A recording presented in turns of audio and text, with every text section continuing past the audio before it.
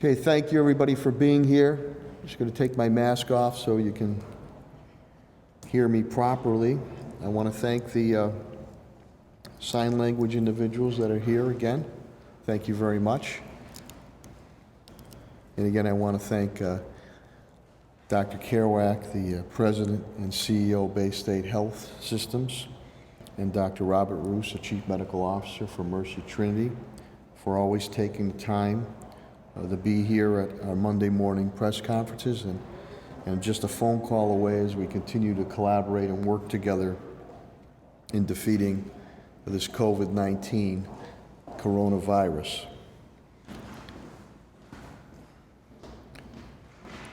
I think one thing that's going to be stressed today from myself, and especially from Commissioner Helen Carlton Harris and from Dr. Kerouac and Dr. Roos, is though we've made some gains, we cannot and must not become complacent, and we have to stay ever vigilant.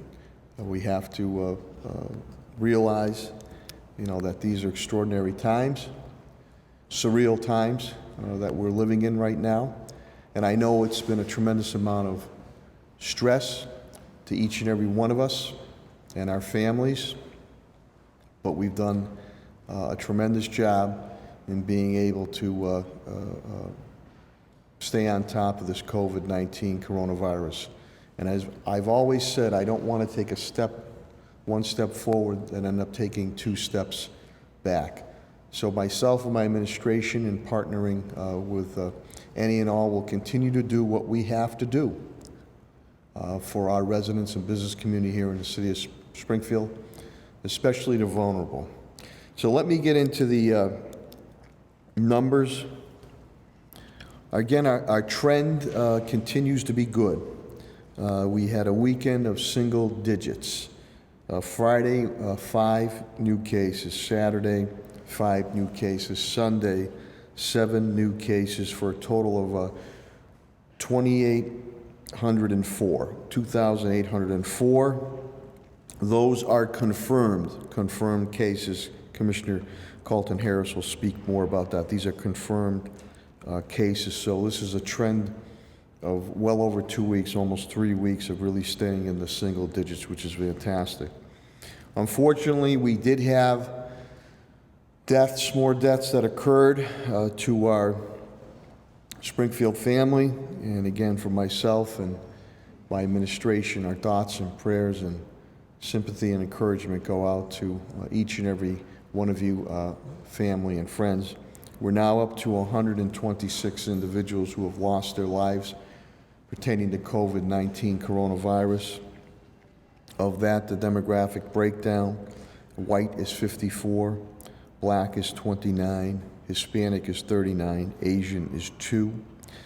Those deaths on a breakdown on long-term care facilities is 56, residential is 70. We continue to assist our seniors with the meal deliveries that are continue to go on, and whatever else that they might need, and masks. Contact tracing, again, that's extremely important, whether it's coming from Helen's shop or in one of the medical establishments. The contact tracing is there to make sure that identify, isolate, and be able to mitigate any type of spread of this COVID-19. So please, when you're contacted, take that phone call. You'll get all the proper information to prove that it's an individual, whether from the city or an established health area. Anything that you feel that is not copacetic, then make sure that you contact their health department or contact my office, and we can go from there to follow up on that. As far as some updates, the cooling centers are open. I want to thank Helen Carlton Harris and Pat Sullivan, Director of Parks and Facilities. Even though we're under COVID restrictions, we felt, again, our duty and obligation and responsibility to help out those who are vulnerable, whether young or old, and and that's extremely important. So we've opened up cooling centers. They started yesterday, Sunday. They'll be open up Tuesday, 12 to 6. This is about our third heat wave that we've gone through. Mason Square Library, the community room. Kennefic Park, that's in Mason Square. Kennefic Park in the north end, Plainfield Street. The fitness center. Forest Park Conference Room, right in Forest Park. It's right next to the administration building. When you come in there, let them know you're going to the cooling center. Indian Orchard Citizens Council has been very popular with splash pads that we have there. The Claudio Concepcion Greenleaf Community Center in 16 acres. And my beloved new South End Community Center in the South End on Marble Street. I want to thank MGM, CEO and President Chris Kelly. They're donating water for our cooling centers, and that'll be, we appreciate that. I know they'll be making some announcement on that. Just to let you know, following Governor Baker's COVID-19 regulations, DPH, public health regulations, we can only take 25 that can properly social or physically distance in these cooling centers. You must have a face covering. We are doing temperature checks, and for your own good and the good of your family. And again, as we look to protect and preserve our workforce, we are taking your telephone number and address simply, if needed, if somebody had COVID-19 or coronavirus. Simple as that. Helen will go more into it, but again, we ask you for, especially seniors, pets, your pets, babies, and make sure you hydrate. Check on people who, especially whether young or old, that might be isolated or alone. That's extremely important. I want to thank Lieutenant Governor Karen Polito. I spoke with her early last week, and Helen Carlton Harris, who spoke with DPH, and we're working with Bay State in urgent care. We're looking to stand up testing sites, asymptomatic here in the city of Springfield, ASAP. So we've made that request, and Helen is going to be working. She'll speak more. Colleges are coming back, and I know at Western New England University, Springfield College, and I believe AIC, but definitely Western New England University and Springfield College, people will be coming from out of state, so it's important that we stay on top of that. Helen will be meeting with those college representatives and college presidents. The census, you know, with everything going on with the COVID-19, the social unrest, these continuous heat waves, we got to make sure the census forms are filled out, because it's extremely important for two reasons. One, funding. City of Springfield population averages between 153 to 155,000. We must and we will stay over 150,000, because that is extremely important in federal funding. CDBG, which Director Sheehan will be speaking about. So you have to fill out those census. You got to count everybody. And then congressional representation. You do not want to lose representation from a congressman or congresswoman. That's our voice in D.C. So what we're doing, and to get Gladys Oyola, there's going to be drive-throughs all this week. The information's out there at all our libraries, and I'm also doing them at our school feeding sites, the 18 sites I have with our schools. Secretary of State Bill Galvin called me last week, and we're going to be doing something, I believe, Thursday here in the city about a door-to-door campaign that'll start for some of those areas in the city wards or precincts that are not reporting as strongly as they should.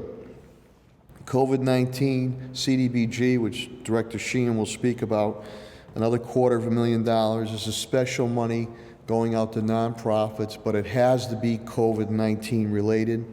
This is separate and apart from the CDBG funding we'll be doing with the program, programming aspects coming up. Again, through Director Sheehan, he will speak about, and I thank Ed Pakula also, the Mass Gaming Commission. We were able to get $250,000 for the MGM Mitigation Fund. This is, again, even though we're dealing with all these situations, it's extremely important, and I and my administration will continue to do this, to dictate our future in economic development. We can't lose sight of that, and this is going to help us to expand economic development in the downtown South End area, MGM, with them coming in, escalated real estate prices, and there was speculation in the market that other properties are being bought out, and that was not going to occur. So we want to take the bull by the horns there. The other thing, and I think Helen and Pat Sullivan will speak about it, we're under COVID-19 restrictions. And I would deeply appreciate these groups that are holding unsanctioned, unauthorized events throughout the city with no permits. Now, permits are a little difficult right now, but they are being reviewed case-by-case status. But this is a public health issue. You have groups holding events, selling food with no permits, no COVID-19 plan. And these groups are charging money to the vendors on top of it. So Commissioner Carlton Harris is not going to put up with it. Neither is Pat Sullivan. Neither is City Solicitor Ed Pakula. Neither will be the police department if they are needed in that. So we're giving you fair warning right now, and we understand there's some events that have been scheduled. They will be asked to not be done, or they will be shut down. This is not to be a pain in the you-know-where. This is in protection of yourself, families, and individuals that might come to these events. There's rules and regulations that need to be abided by at all times, but especially in these times of COVID-19 and coronavirus. So people that are trying to get cute, we're not going to stand for it. You need to be respectful in protection of yourself and others that you might put in harm's way. So be forewarned. On the police side, I'm glad to report Commissioner Clapper will be coming up. There's nobody out on COVID. That's fantastic. Unfortunately, we had a murder late Saturday evening. The individuals knew each other, and that's being worked upon. Our drag racing unit continues to do a good job in curtailing that situation. The fire department, Commissioner Calvi, good news, nobody down in COVID. They made an arrest working with Commissioner Clapper quickly on the Hancock Street, Springfield Housing Authority property. Dispatch did great work on that, but that individual caused 16 people to go homeless now. 16 people. And I knock on wood, I hope and pray that Commissioner Calvi, that you don't have to deal with any fires in this extremely hot situation. Heat index is going well over 100 degrees. DPW, Chris Signoli, Director Signoli, be coming up, fully staffed, no issues. So we're very happy about that. On the finance side, TJ Plant, my CFO, indicates we're down $655,000 since July 1st in revenue. We have lost $5.5 million in revenue since this COVID-19 coronavirus. Our deficit is about $6 million. And again, we continue to track everything and anything to get every dime back for reimbursement from whether federal or state officials, for the residents and taxpayers and the business community. Schools did make some adjustment that knocked down our deficit a bit, which we appreciate on that. Patrick Sullivan, the Director of Parks and Facilities, splash pads are going fantastic. And I think we're going to, Pat, we talked about extending them and keeping them going well into September, if need be, to bring some cooling relief to our families of the city of Springfield. Pat is working very hard with Superintendent Warwick, DESE, specs on reviewing the school reopenings for the fall. And again, 3 plans are going to be put in place. 1 is a complete all-in, 2 is a hybrid, 3 is a remote. We have called 2 emergency school committee meetings. 1 which will take place this Thursday at 6 p.m. It'll be Zoomed. The plans will be presented. What we're presenting to DESE, which has to be in by Friday, July 31st. And then we'll have an emergency meeting the following Thursday to vote on how we're going to proceed. The Homeless tents, and again, a big shout out to Helen, Carlton Harris, Pat Sullivan, Tim Sheehan. You know, we went out ahead of this, and it's proved proof in dividends, keeping the number down, that vulnerable population of positive, who tested positive. Those tents are coming. They should be all down by the end of the month.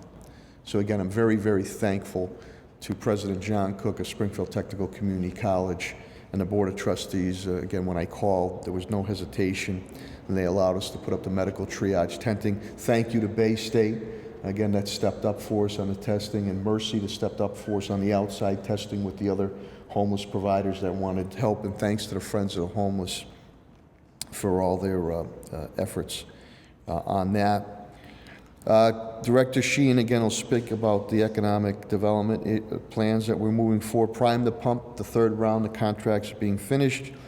And again, the nonprofits, I think we'll announce as early as today, the $250,000 COVID related. To Ed Pakula and to his lovely wife, Joanne, happy 37th wedding anniversary. That's his report, besides his legalese stuff.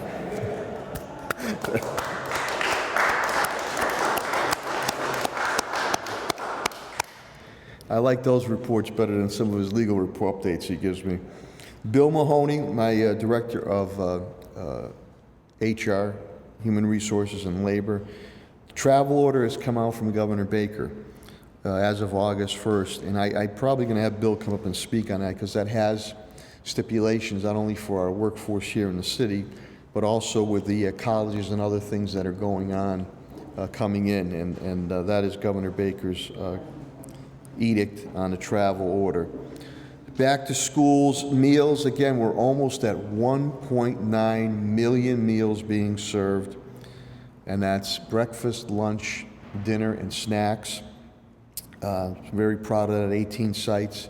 We continue every Friday at Central High School, the Oasis Food Bank with John Foley, about 3,500 families that we help feed with a lot of, whether meats, produce, milk, you name it, we're doing that.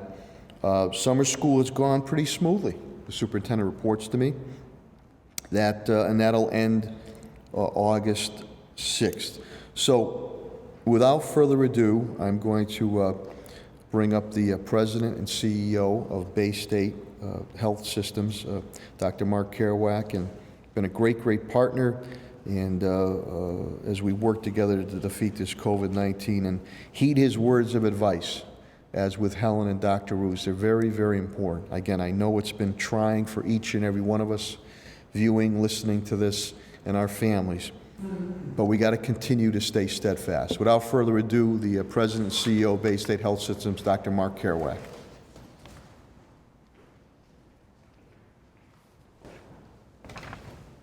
Good morning, everybody, and again, thank you, Mr. Mayor, for your leadership on this issue and for holding these regular events and for all your team has been doing to combat this virus. I am going to dispense with my usual briefing today to talk to you about a serious issue that we've been dealing with at Bay State Health these last few days. Last week, Bay State Health identified COVID-positive employees and COVID-positive patients on a non-COVID clinical unit at Bay State Medical Center in Springfield. Bay State has reached out to all patients who received care on the unit during the time of July 15th to July 23rd, and they are being tested. Bay State has been conducting testing and contact tracing of employees who are working on the unit, as well as those employees who spent more than 15 minutes on the unit during the same time period. As of this morning, we have identified 13 COVID-positive patients and 23 COVID-positive employees related to this outbreak. Contact tracing, in collaboration with the Mass Department of Public Health and the local boards of health, is being conducted for any patients who test positive. Based on our extensive review these last few days by our hospital epidemiologists, we believe that the group of cases on the unit resulted from several factors. We know that an employee traveled to an area within the United States that has been identified as a hot spot, and upon return was diagnosed with the virus. In addition, we know that staff convened in break rooms and removed their mask without observing proper social distancing protocols. These simple lapses were able to happen in spite of our screening employees for fever and other symptoms before every shift, mandating mask usage and social distancing throughout the facility. We know there is no guarantee that this virus cannot spread even when precautions are taken. Asymptomatic people may shed the virus, and those who feel that they're somehow in an area without virus may let their guard down from time to time with serious consequences. We've seen this in too many other areas throughout the country. This event reinforces that COVID-19 is highly contagious and requires vigilance in order to contain its spread. We're deeply disappointed that this outbreak has occurred, and we're committed to an ongoing review of our safety practices to ensure that they're aligned with the current guidelines and science. We remain committed to a high-quality, safe care and safe environments, and to transparency to all in our community who count on us each and every day. We want you to know some of the steps that we're now taking.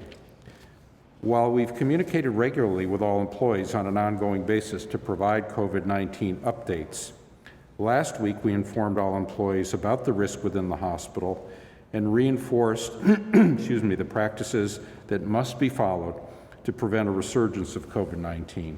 And these include, and they're familiar to you all, frequent hand hygiene, wearing face masks properly at all times, covering the nose and mouth, appropriate physical and social distancing, screening of employees prior to entry, and not coming to work when you have symptoms. We're also offering additional education and training for all employees. We're assessing all break areas at our hospitals and reconfiguring spaces and identifying additional spaces for our employees to take breaks and have meals when mask removal is needed. Our culture of safety is our #1 priority, and we continually encourage our employees and managers to speak up in real time to correct any issue. We also have a confidential hotline for them to do so. We also are introducing a new policy in alignment with Massachusetts travel restrictions that will take place on August 1st. This complements our existing ban on corporate travel and meetings, and it requires quarantine for any employee returning from a hotspot. We applaud Governor Baker's new travel restrictions for all visitors coming from these hotspots. As we've been doing at these conferences since the onset of the pandemic, we are continually updating our practices and policies as we learn more about the spread of this disease, and we're ensuring alignment with the regulations as set forth by CDC and the Mass DPH. We've been proud of Bay State's collective response to the pandemic and the surge in COVID-positive patients in Massachusetts. From the beginning of the crisis in mid-March, we've cared for over 1,000 patients in our hospitals with no documented transmission to patients or employees until now. We're now 4 months into the pandemic here in Western Mass. While we've been relieved to see a lower prevalence of virus in our community in recent weeks, we continue to be alarmed at the surges in other parts of the country. As I've often said in these updates, this is not a time for complacency. With the steps we're taking at Bay State, along with continued vigilance of our team members in the community, we can and will address this outbreak. The virus will remain a real threat for many more months, and we must stay focused on taking appropriate precautions to prevent future instances of its reintroduction and spread. Thank you. Thank you, Dr. Kerouac.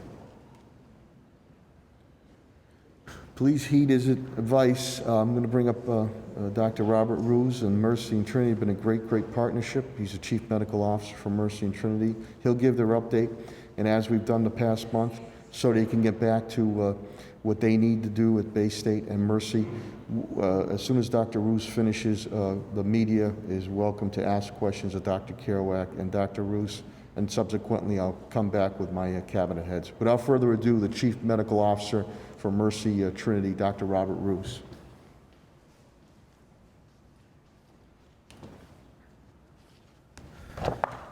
Good morning, everyone, and thank you, Mayor, for continuing to hold these forums and allow the opportunity for communication.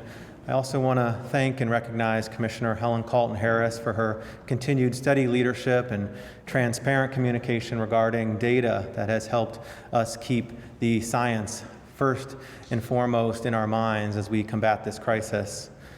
And I want to acknowledge Dr. Kerouac for your leadership and very much appreciate the cautionary tale that he just reported, as this is something that could happen in any situation. And we are in this together, and if there's any support that we can provide, we are certainly happy to band together as hospitals. This past week, we at Mercy have seen a similar story to what we've seen over the past 3 weeks, but want to continue to reinforce the caution and the vigilance with which we continue to move forward. This morning, we are currently treating 2 hospitalized patients with COVID, with none in the intensive care unit. And over the course of the past 3 weeks, that has ranged from 0 and not exceeding 5 on any given day. We've also now performed over 25,000 tests. It had over 22,000 negatives, and the percentage of positive tests over the course of the past week has remained between 1% and 2%. As we've stated before, that's very positive and important news with those metrics, as that has trended down considerably since the height of the pandemic. But we know that the United States, in many areas, is experiencing an opposite trend, with rising rates of infections, increasing numbers of hospitalizations, and more deaths experienced due to COVID. The reality is also very clear that we have not eradicated this virus from our own community either, evidenced by the fact that we continue to have community transmission, we continue to have new hospitalized patients, and there have been reported clusters of infections in areas across the state, often associated with larger gatherings amongst young people, and it's led to businesses being shut down in places like the Cape. And we're seeing a slight increase in the average number of new daily confirmed infections in Massachusetts for the first time in several months. So I too cannot stress enough that now is not the time to relent on the public health actions that have helped us to reduce the rate of community transmission, but it's rather the time to reinforce and increase them. At Mercy, we have not and don't expect to relax or change any of the policies or processes that we've put into place to keep you, our patients, and our community safe. But we are, in fact, also honing and doubling down on what I would consider to be the 3 most critical elements now to prevent Massachusetts from experiencing what the rest of the country outside of New England is. First and foremost, that means wearing masks. Last week, I reviewed some of the evidence that came out of studies with healthcare workers from Mass General Brigham, and also case reports from places like hair salons in Missouri, showing the effectiveness that masks have on reducing the transmission of the coronavirus. We know that wearing masks is one of the most effective ways to reduce this transmission. It helps protect ourselves, it helps protect others, and it also helps protect our community. This is a virus that spreads primarily by respiratory droplets that are exchanged or inhaled by somebody who's often within less than 6 feet of distance of somebody who is infected. And at Mercy Medical Center, not only are we continuing to require masks for all colleagues, patients, and visitors, but we're concerned about the rates of mask wearing in the general public. And so we've begun some additional efforts to reinforce this, both within our facilities, but also without. I want to show you an example of our signage in our hospital that reinforces the importance of wearing masks by all people within our facilities, without question, without consideration at all times, unless in a private space. And also some information that can go out to the public on how to wear a mask, not as a necklace or a goatee, but one that covers completely the nose and the mouth. This is incredibly important, even in the warmer weather, to help us reduce the spread amongst asymptomatic, pre-symptomatic individuals. Secondly, one of the most critical elements is restricting travel and monitoring and testing people who have been outside Massachusetts and the surrounding states. As was mentioned, Governor Baker announced new travel restrictions, including a 14-day quarantine for any people who are coming to Massachusetts, with 3 exceptions: travel within what's considered lower risk states, travelers who have a negative COVID test within 72 hours, and people coming to Massachusetts under some specific circumstances, like for medical treatment or commuting for work or school. At Mercy and throughout Trinity Health, we agree and support and think it's incredibly important to follow these guidelines, as interstate travel represents one of the greatest risks to further spread of the coronavirus across the country. And so, in addition to ensuring that any colleagues who travel outside of the lower risk areas are quarantined and tested, we at Mercy have also suspended all business and educational travel through the remainder of this year and likely through the end of June 2021. And thirdly, the other critical area is to ensure that we always exercise caution in regards to the indoor activities that we engage in and limit meetings and gatherings. We know that the transmission of the virus goes up with larger groups of people, especially when those people may not be wearing masks or maintaining the appropriate physical distance. We've seen this at the onset of the pandemic with the Biogen conference. We've seen it now reported at a house party on the Cape, as well as in bars around the country.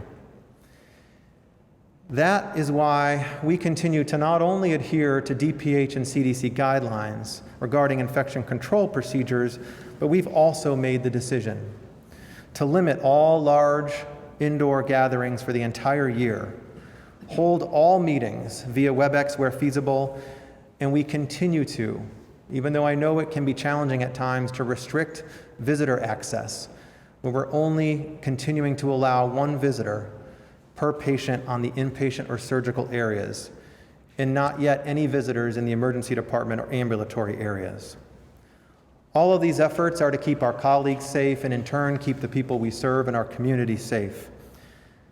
They are also a visible expression of one of Trinity Health's core values, reverence, where each of us, through wearing a mask, through limiting our own travel, or being cautious about who we engage with or where we go, directly shows our commitment to honor the inherent value and dignity of everyone.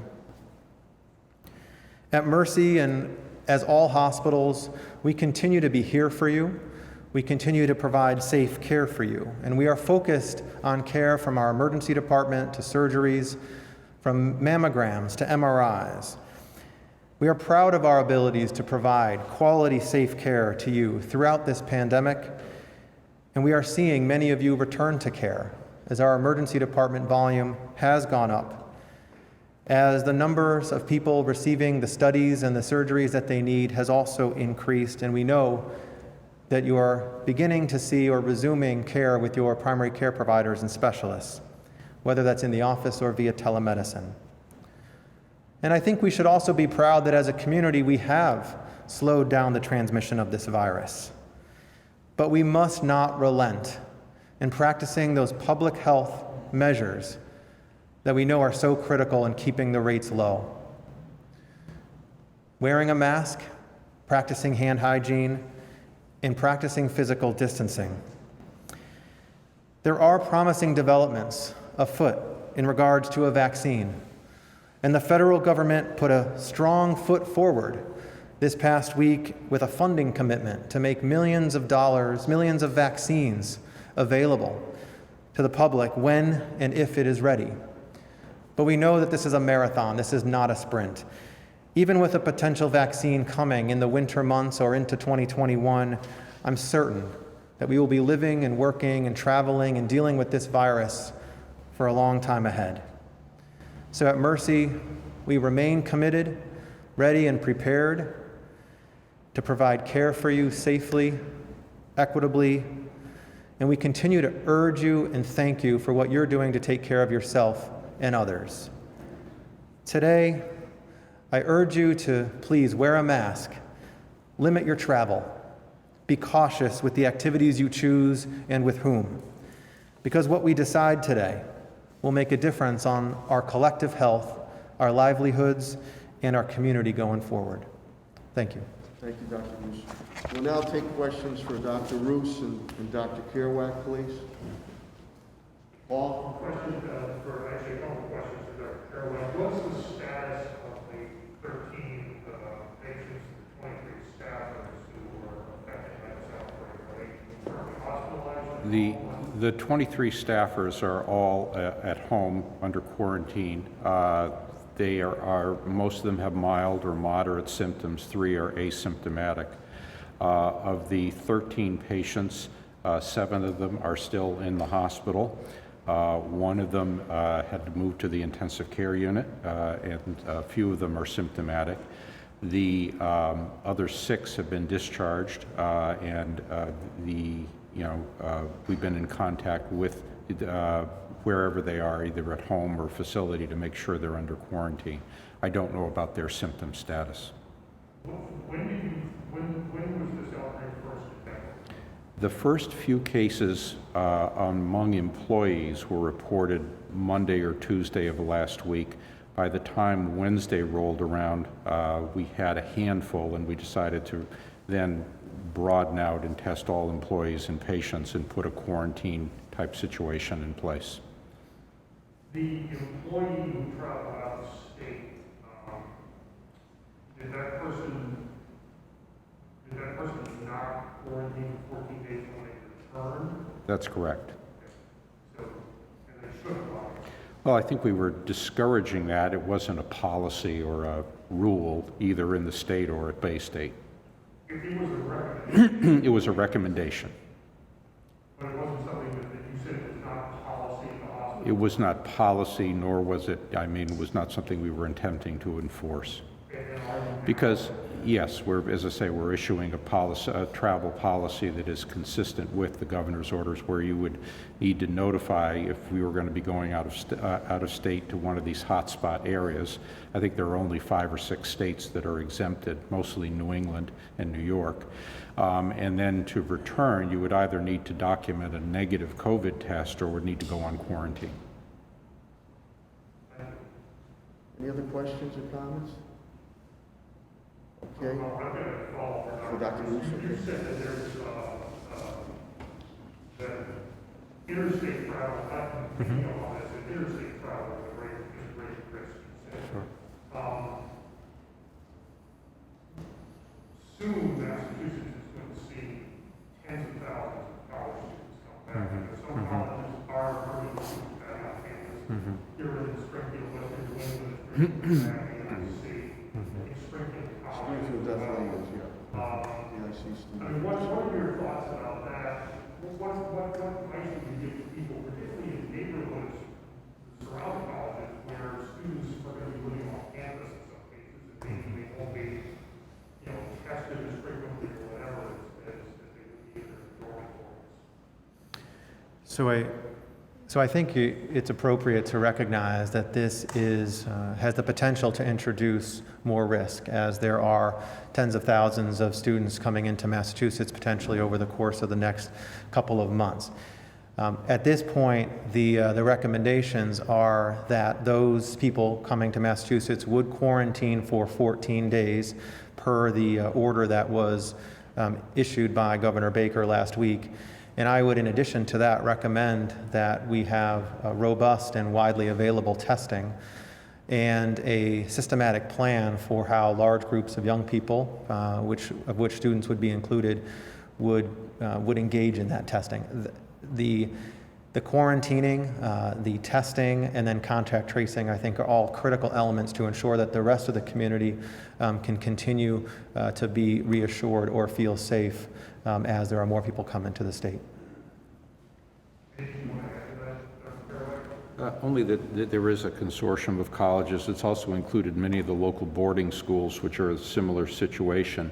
And they're encouraging people to be tested prior to returning, which is another important thing. So I would agree with what Dr. Russo said. Matt? Dr. Carroll, regarding the outbreak, approximately how many employees did you screen for this? I mean, obviously, Basic's huge, campus. So, how many people were you look at it and you screen everybody that works for you? And what was the actual range? Yeah, no, I mean, there are 12,000 employees at Bay State, so we didn't do that. There are 90 people who work regularly on the unit. They were all tested. And then there are people who kind of come and go on the unit to do a, brief thing to draw blood or, to do physical therapy or whatever. And that added more than 100 more. It's still, the numbers are still pretty fluid because once an employee tests positive, you need to also then look at all of their contacts and keep doing that until you've completely put a perimeter around cases with negative contacts. So is the hospital still engaging in some internal contact tracing, or have you pretty much identified everybody that you think is at some level of risk or not, or the web of tracing, separate from the patients? Yeah, I separate from the patients. I think nearly all employees that we need to test have been tested.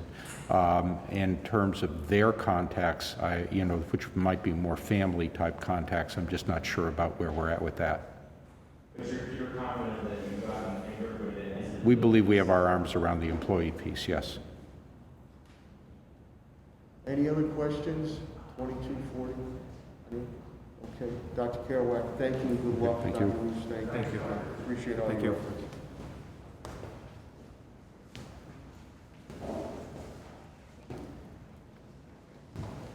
We'll now move into the city update from my cabinet heads and our point person. She's done a tremendous job.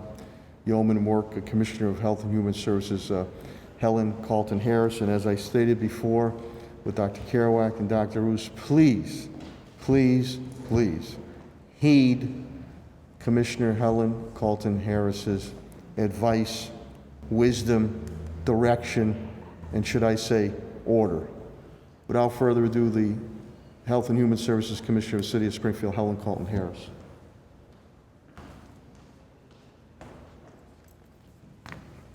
Thank you, Mayor. And once again, as always, I appreciate your leadership. In the Commonwealth of Massachusetts, there are 108,107 confirmed cases.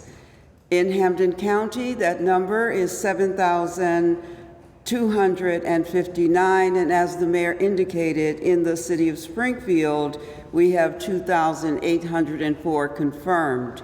We are 38.62% of Hampden County and 2.59% of the Commonwealth of Massachusetts. The total deaths, 8,291 throughout the state of Massachusetts, and in Hampden County, it's 683.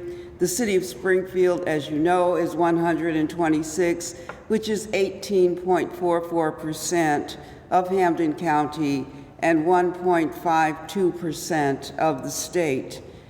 In the Commonwealth, there are 7,257 probable cases that are not counted in that 108,107.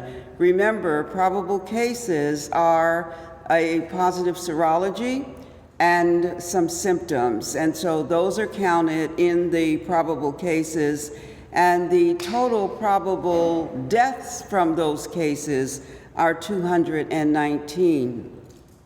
We continue to experience good numbers in the city of Springfield, as the mayor has indicated, and we continue to try and do good public health.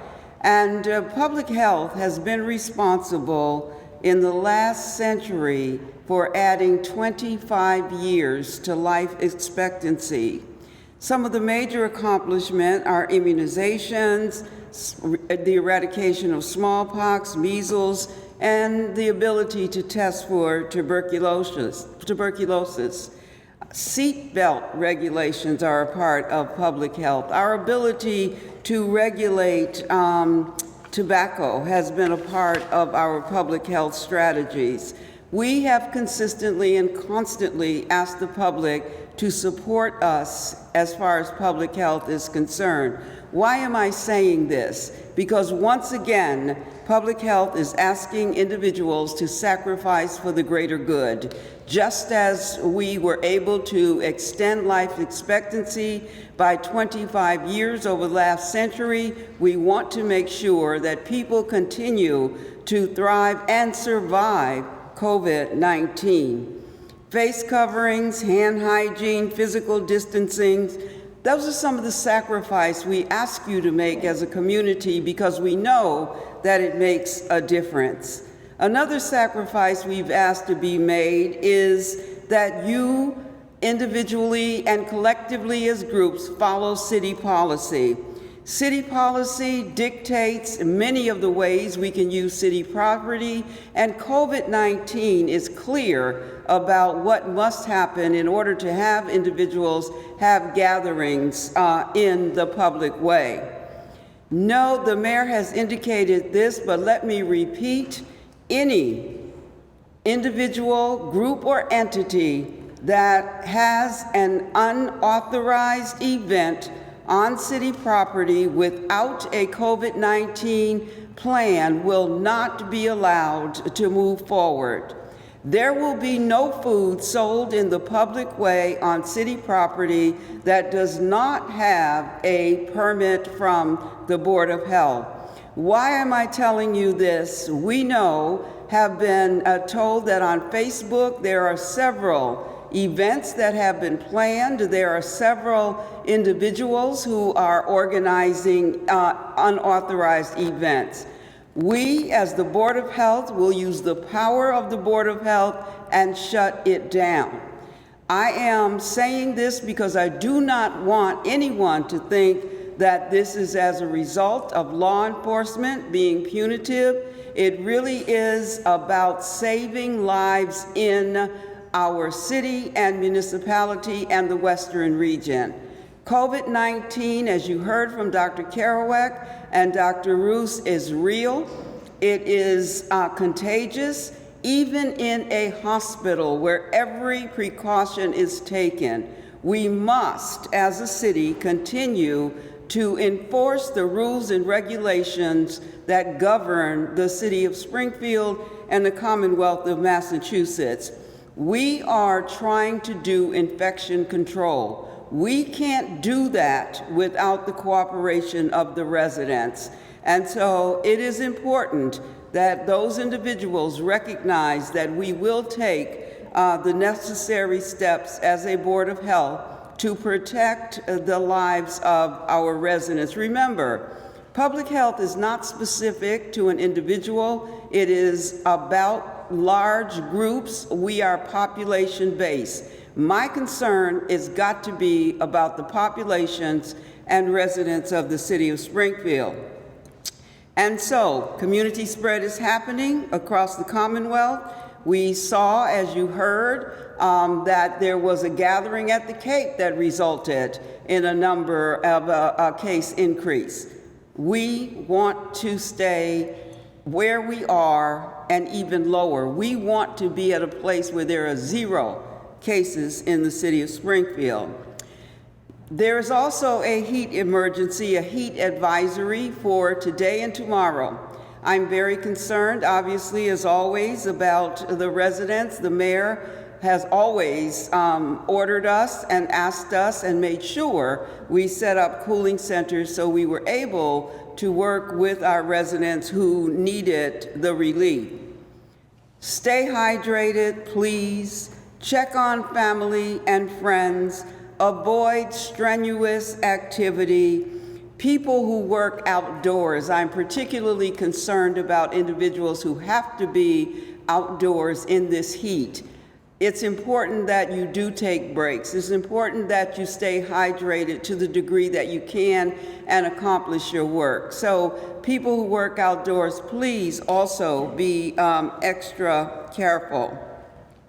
The pets are susceptible to heat exhaustion as well. So we want to make sure, as the mayor said, that we're taking care of our pets.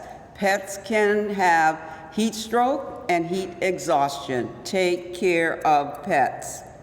We are meeting with the local colleges to develop standard operating procedures with them as it relates to students that might be coming back to the city of Springfield.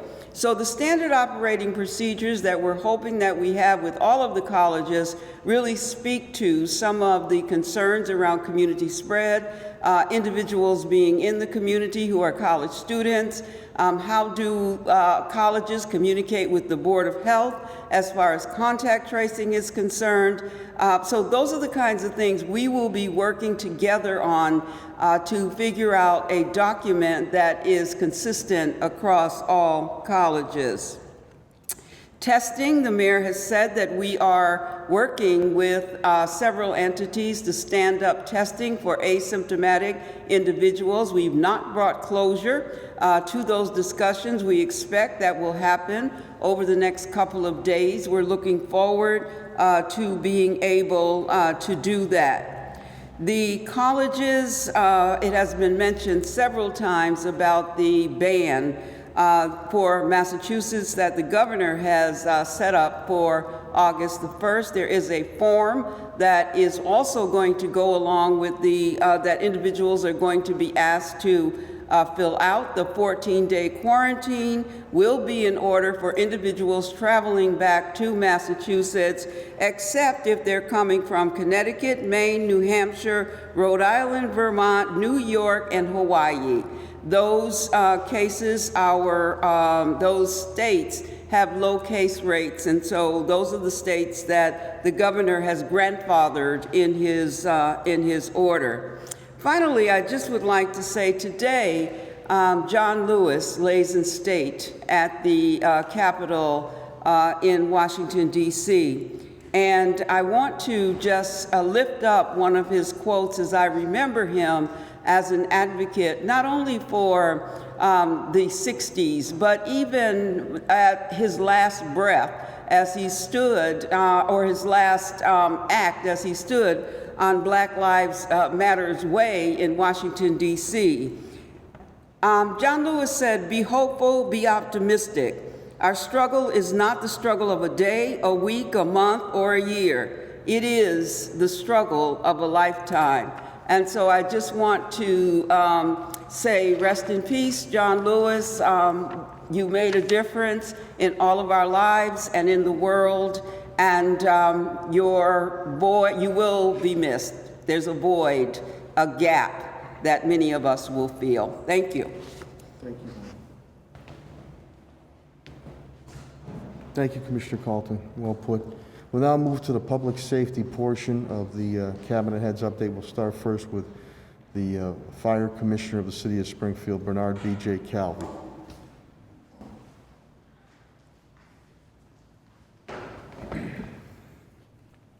Good morning, everybody. Thank you, Mayor. I'd like to report today that, again, this week we have no firefighters out with COVID-type symptoms with the Springfield Fire Department, so we're at 100% staffing on that front. We have some good news. On Friday last week, an arrest was made in the Hancock Street fire.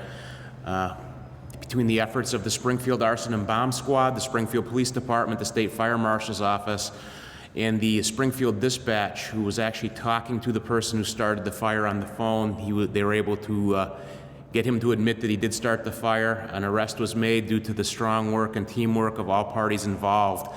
This fire left 16 people homeless and was a tragedy that could have been averted. So through the hard work, someone will be brought to justice for that fire, and I'd like to thank everybody involved and congratulate the dispatcher who did such strong work on this case. Other than that, it's going to be very hot over the next couple of days. I'd like to echo what Commissioner Carlton Harris said about making sure everybody stays hydrated.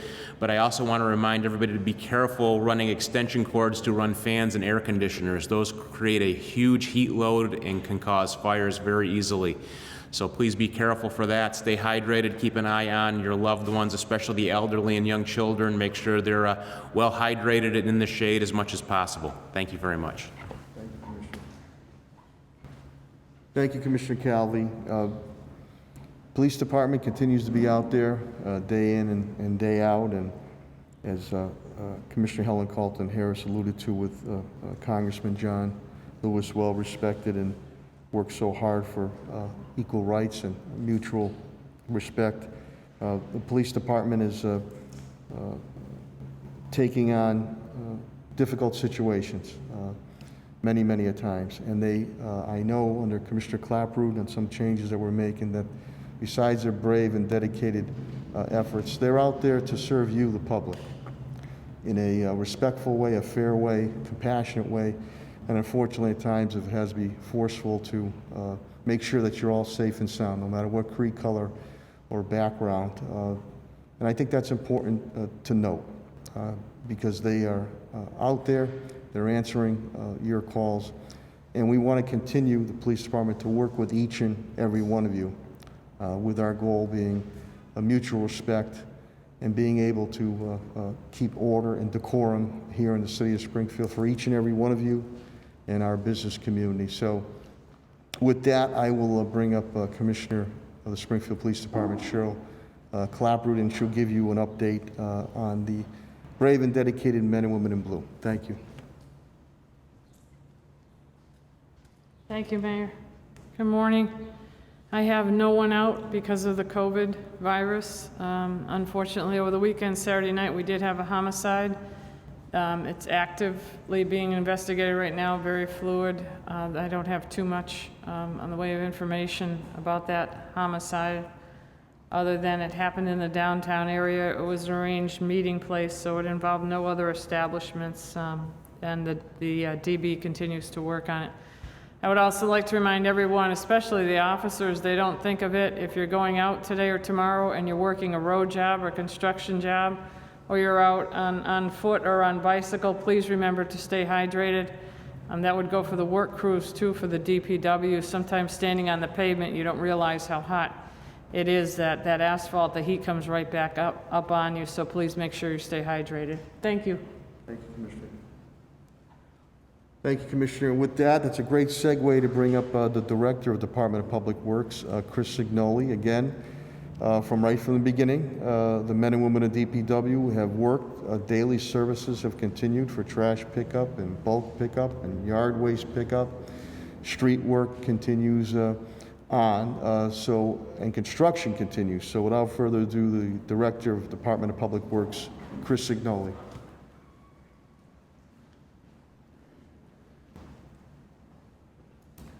Thank you very much, Mayor. DPW is fully staffed at this point, no issues with regard to COVID. And I also want to thank our employees. They've been out working through this whole event, and they're out working today. One thing I do want to remind citizens of Springfield, if there's any issues with regard to DPW, call 311. There seems to be a big increase lately of just calling numbers throughout the city to get information. 311 is operating. 311 will get the information to DPW with regard to whether it's potholes, street sweeping, or any issues with regard to sidewalks or anything else that you need work from DPW. Our work is ongoing in the city. Construction is basically at its peak right now. Our roadway projects with regard to our paving projects for this year have started. So we'll be working on them over the next 3, 4, 5 months. And that is it with regard to DPW. Thank you, Mayor. Thank you. Thanks, Chris. Thank you, Director Signoli. A gentleman that wears many hats, does a great job with our parks, and obviously the facilities management too, is Director Patrick Sullivan. He'll bring you an update on his continued efforts with the parks and facilities. Director of Parks and Facilities, Patrick Sullivan.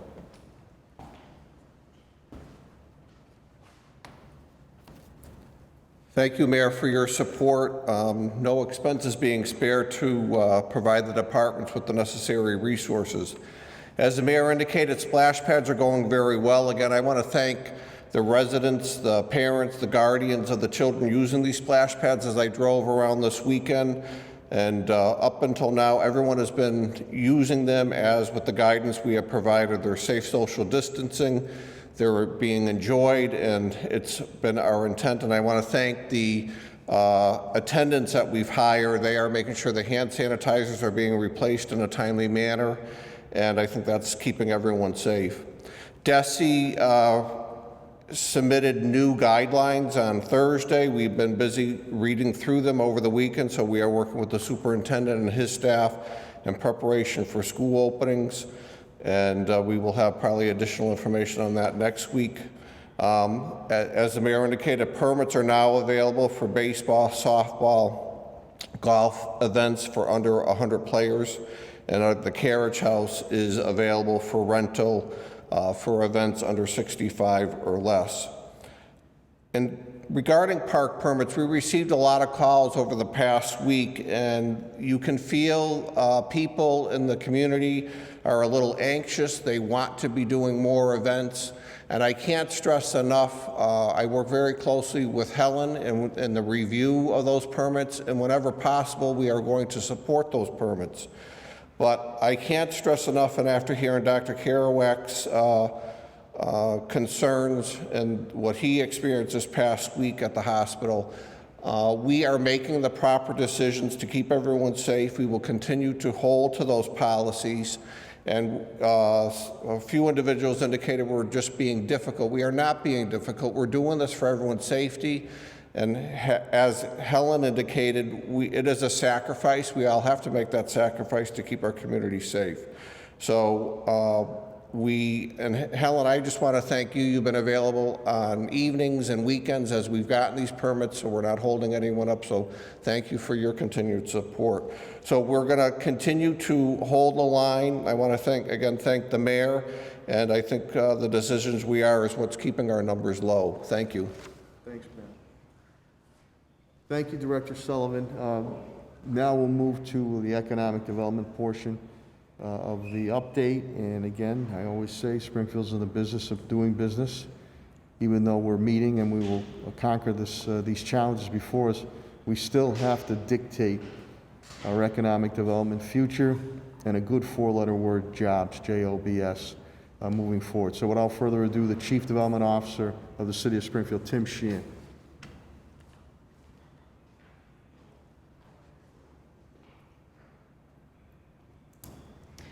Thank you, Mayor. We're finishing up on the contracting for the last small business round. We have reviewed and scored all of the nonprofit applications. We should be announcing those awards soon, if not today, early this week. We are advancing funding associated with the normal CDBG cycle. Last week we released the funding for the neighborhood councils, the nonprofits, the letters of award should be going out this week. And as the mayor said, just because of COVID, economic development hasn't stopped. The city is in the midst of two large master planning efforts. One, thanks to the Mass Gaming Commission, will be advancing in the area around the casino. And the other, after some time, we've turned to looking at the blast zone, and that master planning effort is being discussed now with the mayor and with the council, and will be brought forward to the public in the weeks ahead. Thank you, Mayor. Thanks. Thanks, Director Sheehan. I'm going to bring up Attorney Bill Mahoney, who directs Human Resources and Labor Relations, because I think it's important after hearing what Dr. Kerouac, they're dealing at Bay State, and what Helen has indicated now with the colleges, and Pat Sullivan has indicated with these unsanctioned events people are holding. This is not about being difficult. This is about you, public health, you and your family. Thinking of that first. There's rules, there's regulations, there's COVID-19, coronavirus. So this is not for us, myself included, or any of my cabinet heads or rank and file, looking to be difficult with you. We're trying to assist and help you so you and your families do not become ill with COVID-19 or coronavirus. This is public health. So again, I ask you to abide by the rules and regulations. We respect the point of views that individuals put forth, but we're trying to handle this in a respectful manner. The last point we would get to would be with policing, and I don't want to get to that point. But you have to follow the rules and regulations for you, each and every one of you. So I'm going to bring up Attorney Bill Mahoney, again, the head of Human Resources and Labor Relations, to speak about not only with the city, but Governor Baker's new edict on the traveling type aspects, because I think that's key for each and every one of you to hear as residents or business community of the city of Springfield. And unfortunately, what has occurred with the Bay State middle of last week. Attorney Bill Mahoney.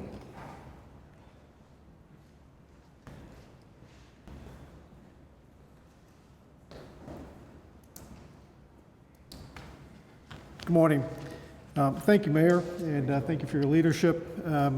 Our team has been discussing for months now, back to March when we started our work on this illness, that as the warmer weather got here, we knew there were going to be more changes and there were going to be more restrictions that came in. And sure enough, the team was correct. If you had been following what the Commonwealth had been putting out for guidance, it started off with folks were being urged to quarantine when they came to Massachusetts. About 2 weeks ago, that changed and it became where the Commonwealth was instructing people to quarantine when they came to Massachusetts. Well, as of last week, the governor has issued new restrictions. In fact, they are requiring now, when you are traveling to the Commonwealth from outside the Commonwealth, that you will either quarantine for 14 days or you will have a test, a COVID test, 72 hours before you come to the Commonwealth. And if the test is negative, you won't be required to quarantine. Failure to comply is actually a $500 a day fine. So it's pretty significant. And we will be changing some of our policies as a result of these new restrictions that have been put in place by the Commonwealth.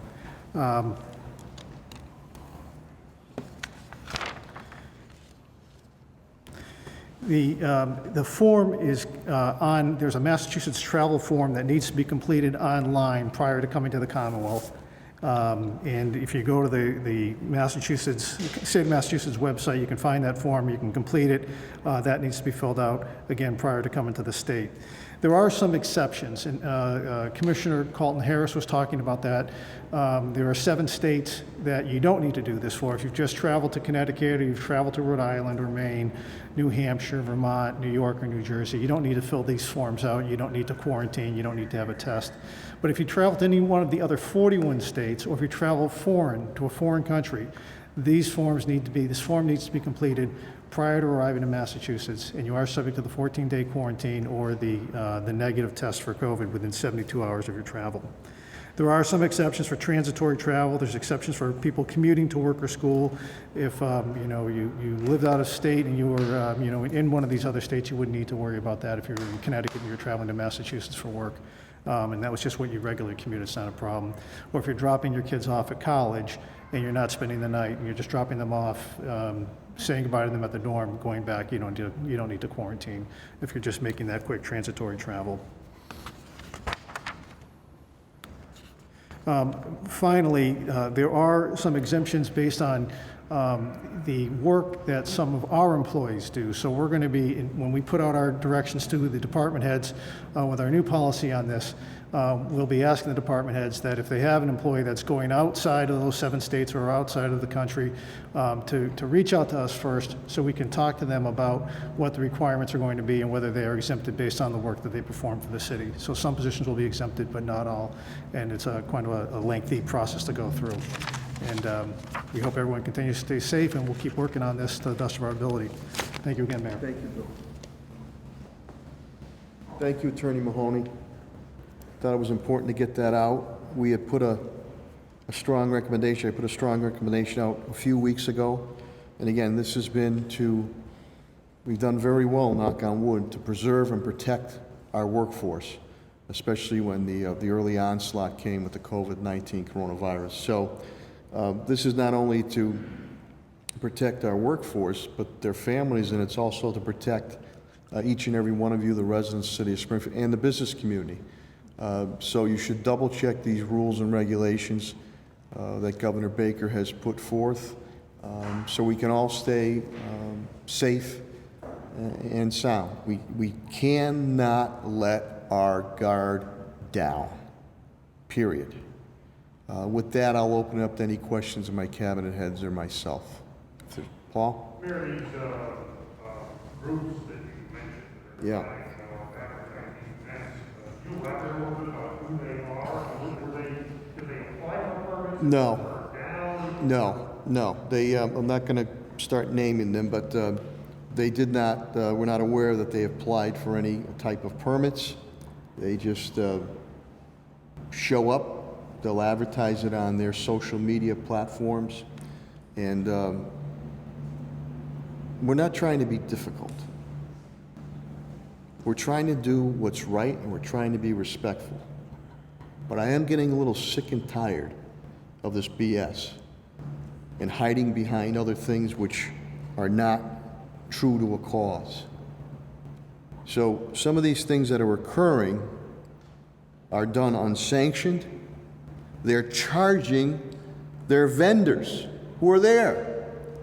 So they're making money on this. Public Health, Commissioner Helen Carlton Harris. Food is being served with no regulatory body overseeing it whatsoever. You could be sickened at that point in time. There's no COVID-19 coronavirus plan to be considered, which would be considered by various departments. So we're trying to contact these groups or individuals, and if it's something that has a COVID-19 plan, passes the smell test, the mustard, we'll take a look at it, case by case. If not, you're going to face a cease and desist.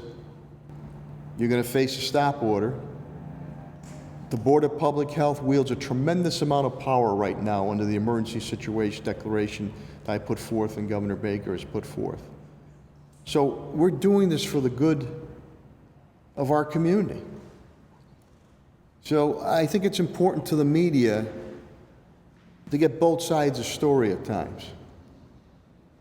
Not being difficult. Being what is prudent. Basing this on public health, medicine, and the rules and regulations that need to be abided by. And you heard what Dr. Kerouac is what they're going through now on it. So that's how quickly this thing could turn for the worst. Turn for the worst. So if it's unsanctioned, that means you're going to face possible penalties, fines. There's, public property has been issues with that, which has cost us money to remove things or clean things up on it. So about mutual respect, working together. If it can be done, it will be done. But in the meantime, you don't want these individuals who are doing it, you don't want themselves and or their family members or anybody else to have this spread. So this has now become an issue, and it has come to the attention of our health department, our parks department, our DPW division, and police and fire. So I'm giving you fair warning here. Unsanctioned, don't do it, or you're going to be shut down. You're going to be shut down. I'm sure these individuals would like, when they're doing something too, that they have rules and regulations too that need to be followed. So I have no patience for this whatsoever. We've done so well right now, but you are seeing an uptick that's occurring. I believe New Jersey, which is now starting to see an uptick. People are going on vacation, going back and forth. Colleges are coming back into session. Superintendent Warwick and the school committee might have difficult decisions to make now about our schools and protection of our children and our workforce, teachers and and staff and administration. So people have to take this seriously. But that came up in our early morning cabinet head meetings, that there's a number of events, and some of these aren't small events either. So the audacity of these individuals to say, who cares? I'll do whatever I want. No, you won't. No, you won't. For these social organizations, how do you, I know you don't want to name them, but how do you characterize? Characterize them that they're not doing the right thing right now. And I'll leave it at that. We're aware of it, and shortly they will be made aware of it, so they should be prepared. Any other questions or comments from cabinet heads or myself? Matt? Helen? Come on up, Helen, please. Thanks, Paul. That goes to the old adage of, I know what those who find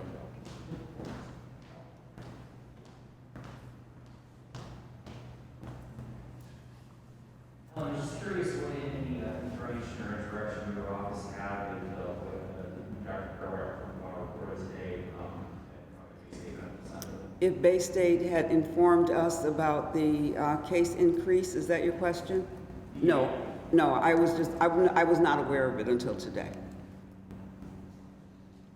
Is there anything, when you say today, do you mean like just what you said, or do you have some kind of advance notice, or, and the next follow-up to that is that what is your office doing at all in terms of that situation now? So I heard the information, as you did today.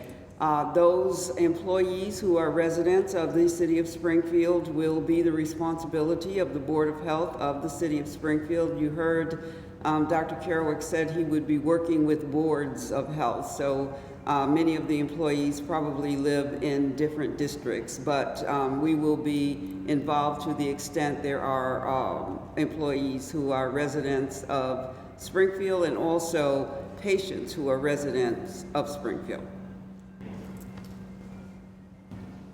Any other questions or comments? Excuse me. Yes. Something that's a little off topic, Yeah. if it's possible for Yeah. you and If it- also Commissioner Clapper Yeah. choose to respond to the Boston Boulevard. That was speaking about, made some accusations about historically going back, looking at police violence. I was wondering if there's any comment, if you read it, have you seen the article, do you have any comment? What I can comment on is, not seeing the article, what I can comment on, I know Commissioner Clapper will comment on that, she has been instituting changes. Also, I want to comment on the diversity of our police department compared to many of the police departments, whether Massachusetts or New England. We are at parity, and when you look at that parity is not only rank and file, that parity is in leadership aspects. There's always two sides to the story, and I know Commissioner Clapper wants to address certain things that we can, but I will always continue to stand up for the brave and dedicated men and women in blue of our Springfield Police Department. And many a times lives are saved, situations are solved. If there's something that occurs that's out of line, we don't care for that, and we will continue to deal with that situation as we have working with all the other authorities, whether on federal, state, local levels. Many a times we've been told to hold when dealing with federal or state aspects when we were ready to move forward. So there's always two sides to a story on that situation.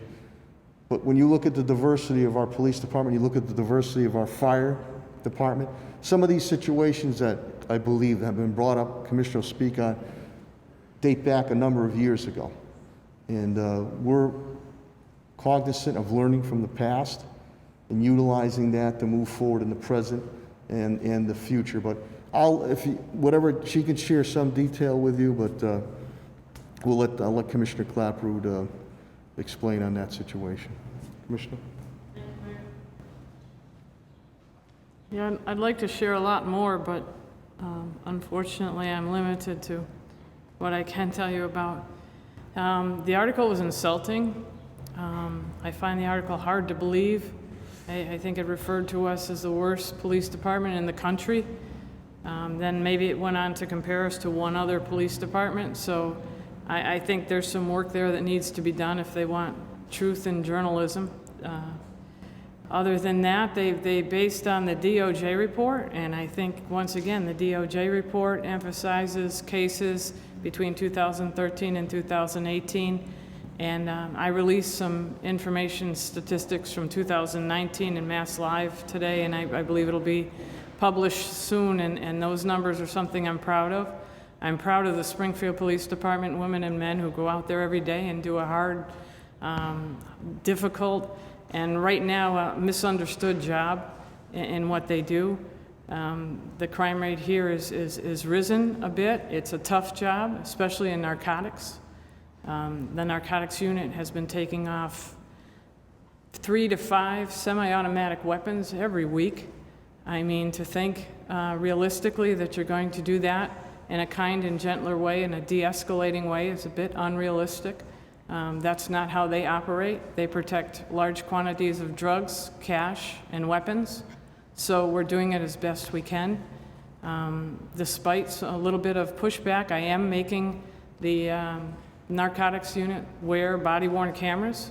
So when that goes department-wide, they will also be wearing them. So they're going to have to think out of the box. You're not going to be able to make some of the arrests that they have been making, obviously wearing a body-worn camera on your chest, but we will do it.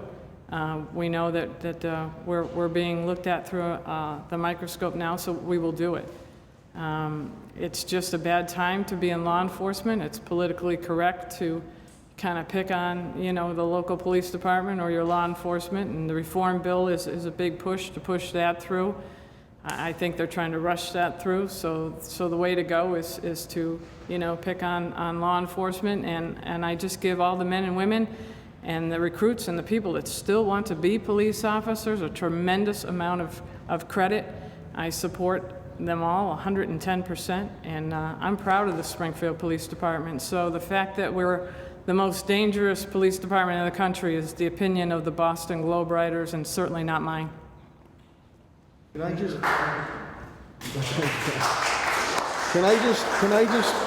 just say too, and Commissioner Clapprood has said it too, nobody hates a bad cop more than a good cop.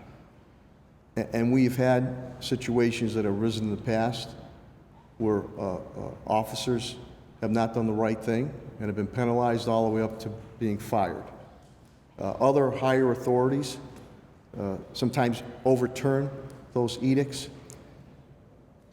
But day in and day out, and the Mothers Group, the Moore Group, who've been here a couple times, and I've stood with them in rallies, now you start to hear them saying, you almost think that I'm speaking, about why these repeat, violent, prolific offenders are continued to be let go by our court systems, while the brave and dedicated men and women in blue arrest them 2, 3, 4, 5, 6 times. So I think in that article there's two sides of the story when they're going. I understand they interviewed an individual who had some issues on it. And I know when I'm out and about speaking to the public, our residents, no matter what creed, color, or background, or our business community, they want public safety. They want quality life. Obviously, they want that done in a respectful manner, and the Commissioner and I don't care for anyone, he or she, if it's not done in a respectful way. But our police officers deal with very, very difficult situations right now. Split-second decisions to save lives, and at times to make sure that they're not injured. But it's difficult when somebody looks you in the eye, a resident, and says, Mayor, or Dominic, or Sarno, why is this person back on this street? Why isn't Commissioner Clapprood and our police department when are they going to arrest him? When are they going to get he or she off the street? And I have to say, well, geez, they've been arrested 4 or 5 times. Serious charges, weapons charges, bracelets and monitors, they don't care. So I'll be the first one to say, I've said it before, I'm not perfect, nor is Commissioner Clapprood, nor is our police department. But in our head, our heart, our soul, our gut, It is to protect and serve the residents and the business community of the city of Springfield. If something is not done right, we will deal with it. We've had cases that have gone on for 5 or 6 years that we wanted to move on. We've had officers, and again, I stand with the department, officers who have been fired, who have been brought back. So I think that's important. We don't mind constructive criticism. We don't mind being put under the microscope. But when they're out there, they're facing very, very difficult decisions. And that's why I made some moves with the police department in working with Commissioner Clapper and Commissioner Helen Calton Harris in shifting some monies to deal with, and I hear it nationally all the time now, mental health situations. The police shouldn't have to be dealing with that. You know, Sheriff Cochee shouldn't have to be dealing with that. Dealing with more training that they're doing already, cultural sensitivity, whether with the officers and working with the community, shifting that away from Commissioner Clapper, putting it under Health and Human Services. That's where it needs to be dealt with. So I do take offense when somebody wants to make a blanket comment pertaining to the Springfield Police Department. And I'll be the first one to say it. I've said it before. Of course Black Lives Matter. And what happened to Mr. George Floyd was atrocious. But as Commissioner Helen Calton Harris alluded to with Congressman John Lewis, who I had the pleasure and honor of meeting right over at historic Old First Church in Court Square. What a gentleman. Humble, genuine. What he did enabled many, many individuals, not only from the black community, African American community, others, to be able to gain opportunity. But he always did it, and Congressman Jim Clyburn from South Carolina, same thing. The message was nonviolent. And I'm hearing it even more and more from black leadership, well, across the nation. You don't want to dilute or lose that message. So some of the reforms that are being put forth, the commissioner and I agree with. Some reforms she's already moved on. But there's always two sides to the story. And I asked the Boston Globe to look at the diversity and the parity that the Springfield Police Department and Fire Department has, and maybe they should look in their own backyard and see what type of parity is going on in those departments. And see that Springfield is one of the largest departments moving on body-worn cameras. And see that Springfield has made a shift in funds. And I'll tell you one other thing. There's no way that I'm defunding the police department. Let's make that clear. No way. Mutual agreement in shifting some funds and duties where it can benefit people in need. She talks about the drug aspect, all the weapons being taken off. Many a times, they're also arresting or detaining drug addicts, and they bring them to court to say, please get them the help they need. And what happens when we hear the residents? Mayor, they're right back out on the street there. So this has to be a comprehensive approach. Police cannot do it all. We asked them to do a difficult job, and I asked them to do it with integrity, respect, courage, but I asked them to do it with compassion. And sometimes they have to do it if they're trying to save lives in a forceful type way to make sure everybody's safe and sound, and there's order and decorum. And that's what everybody wants in their community. They want to be able to feel safe. So are we perfect? No. Are we getting there? Yes, on the changes and reforms that we're putting across. But you just can't, any type of career, position, anyone in this room here thinks 98, 99% good. There's always something negative that comes up. Do you paint that hole? Do you paint the media? Do you paint other businesses? Do you paint other career choices? All bad? No, you can't do that. You can't do that. So to put the, that headline, yeah, sure, they want to come after me, is disingenuous. Something's wrong, we will continue to deal with that. But you look at the strides we've made, the diversity that we have in our ranks, not only in the patrol areas, from deputy chiefs on down, the diversity in those under the Sarno administration. So that's important. Something's wrong, then I agree with them on that, and we're going to continue to deal with it. But I do get a little emotional on this, because the same people that might be complaining at times are the same people that are picking up the phone calling, where's the police department? Why aren't they here to help me? Why aren't they here to save my life? Why didn't they save that person's life? And again, I'm going to call out to the courts and the Moore group, the mothers who have lost their children to gun violence. You hear what they speak about now. They speak about why are the courts allowing these individuals back out on the streets. It's difficult when you have to speak to a mother or a family member when they've lost someone. Or do you go to a wake? Do you go to a funeral? Because no matter how much power a mayor, he or she might have, I can't bring that individual back. And they can look me straight in the eye.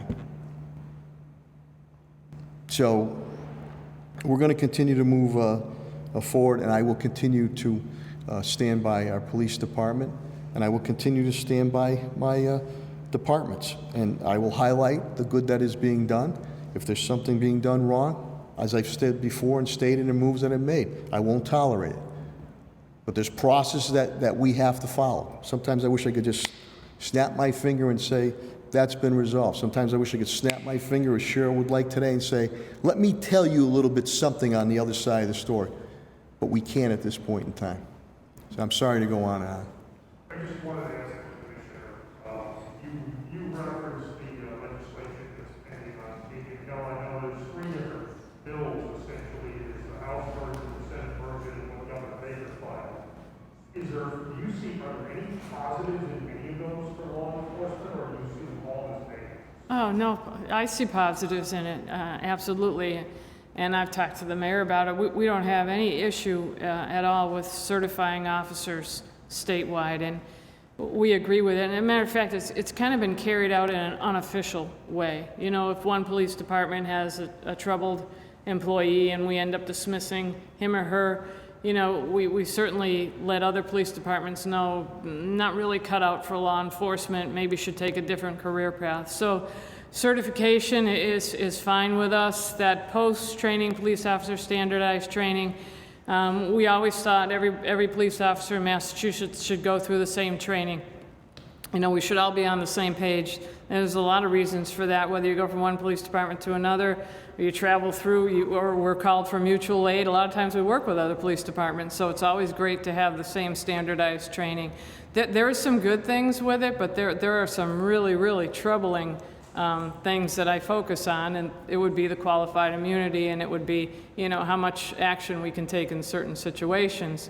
And when it's a hands-off kind of thing, as far as if we put your hands on you, now you would have to be arrested, they have to take into consideration how many times we pull people off of bridges, stop suicides, hold down mentally ill people, help addicted people, fight with somebody under the influence, whether it's narcotics or alcohol. And if that's what you really mean in that reform bill, then you better have a way of dealing with them. Don't just pull us out and say you can't touch them and not have secondary, you know, responsibility, not have a social service input ready to go, or not have EMTs ready and trained up to go, and they don't right now. So there are some troubling things, but I agree with some of the issues there. Hey, can I just say one last thing, too, about the Boston Globe? When that DOJ report came out, through my communications director, Bill Baker, I issued a very short statement. I didn't speak to any reporter. I had good conversations with attorney Andrew Lelling, we've had as we continue to work together on its comments. But I didn't speak to any reporter. My communications director, Bill Baker, didn't speak to any reporter. Yet, in their publication, they had me quoted that I made a certain comment. Very creative journalism, in which we contacted them, and they retracted that because the reporter never spoke to anybody, never spoke to me, never spoke to my communications director. All to gin up that article. That's wrong. That's wrong. Something wrong with me? Fine, speak. That's wrong. I didn't speak to anybody. Neither did my communications director, Bill Baker. Yet, in the article, quoted from Mayor Sarno, where's the journalistic integrity there? What's right is right, what's wrong is wrong. You brought it up, I wanted to say that. How do you quote somebody when you never even spoke to the person, nor their communication director, and you were given a 2-sentence response? I don't think they'd like me saying something that they said when they didn't say that. That goes to all the media. That goes to all the media. So that's how we feel on it. Report fairly. As long as you report fairly, whether good or bad, I don't think we have any issue with that whatsoever. But to have any publication put out quoting an individual, that this individual said exactly this when the individual never spoke to a reporter, or the communication person never spoke to a reporter and sent out. Matter of fact, they retracted that. Because I'm sure when the editor went to speak to the reporter, did you speak with Mayor Sarno? Oh, no, I didn't. Did you speak with his communication director? No, I didn't. Then why the hell would you put that in there? I don't think people know I'm not afraid to say what's on my mind.